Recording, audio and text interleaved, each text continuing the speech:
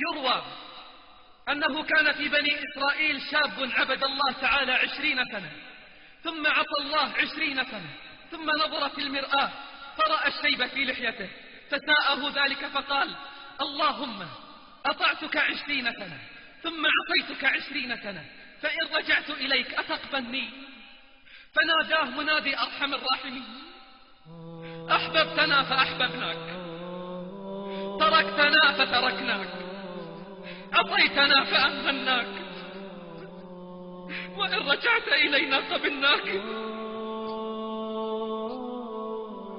وهو الذي يقبل التوبة عن عباده ويعفو عن السيئات، وهو الذي يقبل التوبة عن عباده ويعفو عن السيئات.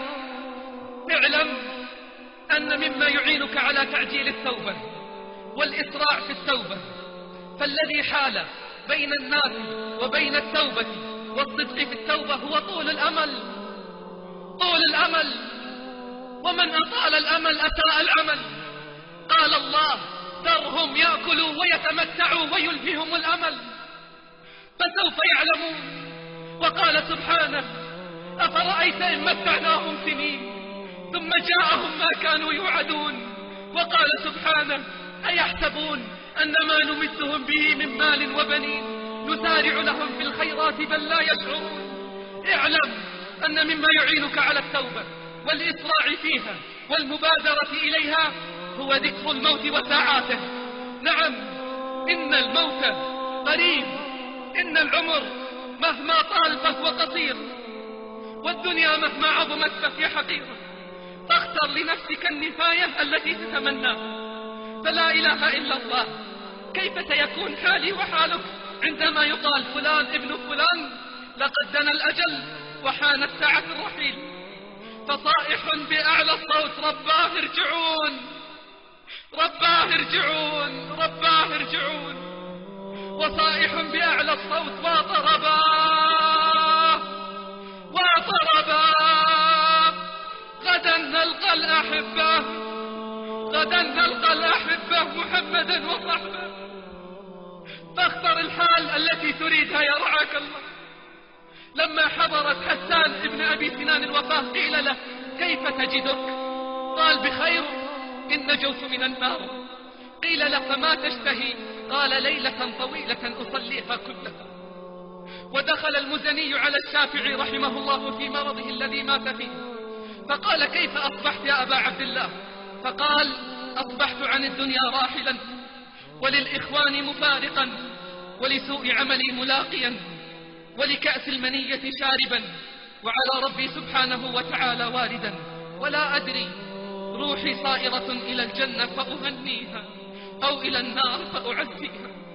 لا أدري روحي إلى أين تصير، إلى الجنة فأهنيها أو إلى النار فأعزيها. ثم أنشد: ولما قسى قلبي وضاقت مذاهبي جعلت الرجا مني لعفوك سلما. تعاظمني ذنبي فلما قرنته بعفوك ربي كان عفوك أعظما. ما زلت ذو عفو عن الذنب لم تزل تجود وتعفو منة وتكرما. فاعلم يا رعاك الله أن الآمال تطوى والأموال تفنى والأبدان تحت التراب تبلى. اعلم يا رعاك الله أن الأيام والليالي تبليان كل جديد، تقربان كل بعيد، تأتيان بكل موعود ووعيد. فانتبه يا رعاك الله، انتبه من رقة الهجوع، وافزع إلى الله بالتضرع والخشوع، وقل آن الأوان للانضمام إلى قوافل العائدين. قالوا: من رزق 4 لم يحرم 4، من رزق الدعاء لم يحرم الإجابة، وربكم يقول: ادعوني أستجب لكم. ومن رزق الاستغفار لم يحرم المغفرة، وربكم يقول: إنه كان غفارا. ومن رزق الشكر لم يحرم المزيد، وربكم يقول: ولئن شكرتم لأزيدنكم. ومن رزق التوبة لم يحرم القبول، وربكم يقول: وهو الذي يقبل التوبة عن عباده.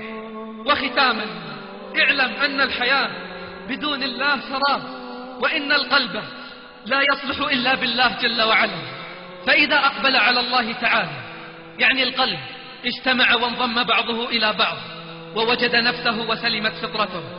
يا أيها الإنسان ما غرك بربك الكريم؟ إلى كم تعصي وتتمرد؟ وأقبح من قبيحك أنك تتعبد. يا ناصع الثوب والقلب أسود، ما هذا الأمل ولست بمخلد؟ أما تخاف من أوعد وتهدد؟ يا من شاب وما تاب، أين البكاء؟ أين الحذر من أليم العقاب؟ قل ما أحلم الله علي حيث أمهلني، وقد تماديت في ذنبي ويسترني. تمر ساعات أيامي بلا ندم، ولا بكاء ولا خوف ولا حزن. أنا الذي أغلق الأبواب مجتهدا على المعاصي، وعين الله تنظرني.